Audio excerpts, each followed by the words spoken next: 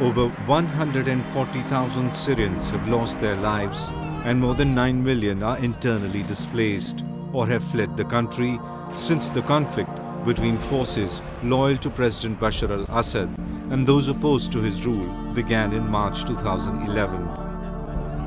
The fight is grim as the rebels are outnumbered by Islamists and jihadists linked to Al-Qaeda. The country is now facing one of the worst civil wars with rise in crimes including torture, hostage-taking, murder and execution. Those who are killing the Syrian civilians are those who are sponsored by Qatar and the dirty petrodollars coming from Qatar, Saudi Arabia and Turkey. These people, the Chechens, the Afghans, the Pakistanis, the Tunisians and Libyans and the Saudis, these people are killing our own people. Al-Qaeda and the Taliban from Pakistan-Afghanistan border are now using Syria as a launching pad to carry out strikes against the West. Syria is an attractive region for them since it lies far from the drone strikes. These fighters are skilled in bomb making, logistics, religious indoctrination and planning.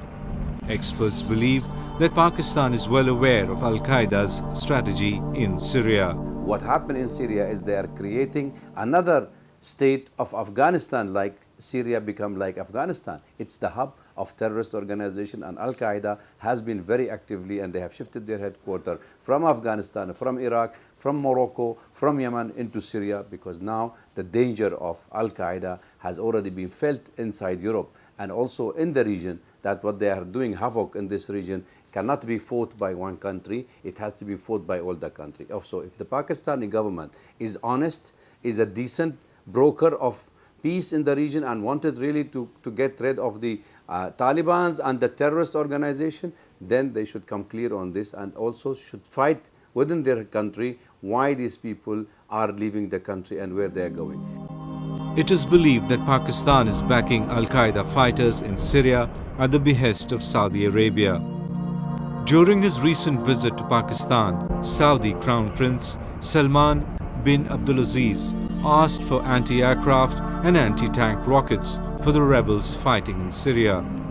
Pakistani government is now joining hand with the Saudi government in promoting what is called the new Islamic army. If that news is true, then Pakistan is in trouble.